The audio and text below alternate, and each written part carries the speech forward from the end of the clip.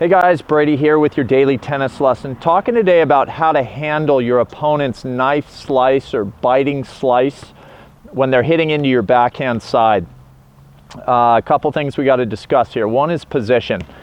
When you guys recognize that your opponent has hit a really solid low slice, it makes sense to move up because the bounce of the ball is going to stay very close to the ground. So if you're standing a few steps behind the baseline in your ready position, generally, I want you guys to start to recognize this ball and move up on top of the baseline, if not a step or two inside the baseline.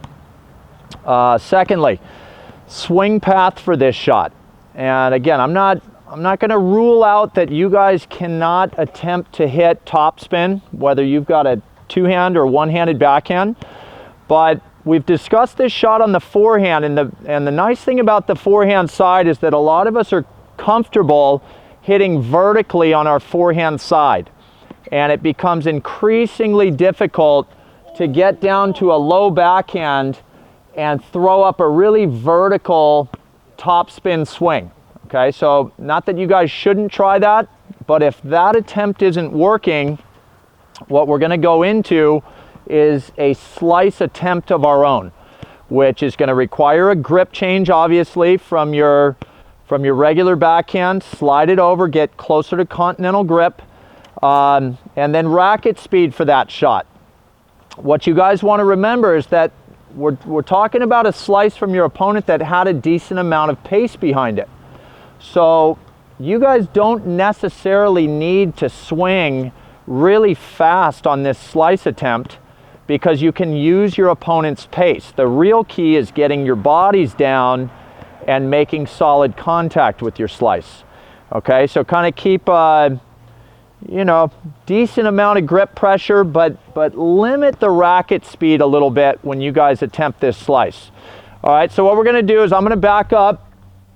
Mark's gonna feed me a couple low, hard slices. I am gonna make the attempt on the first few to throw up the vertical follow through. And that's a shot I'm somewhat comfortable with. I want you guys to see it though. Go out and attempt that. If that's not working, watch how the grip changes and I go into a slice on this shot. All right, so here we go. Here's my traditional ready position, couple steps behind the baseline. I see Mark's throwing in the low one. And you guys can see that finish comes up pretty fast there.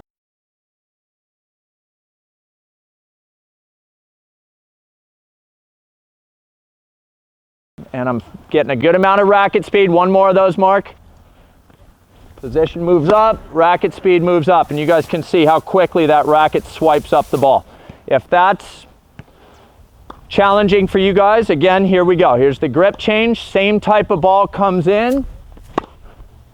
And I get down, and you can see I kind of slow my racket down through that shot.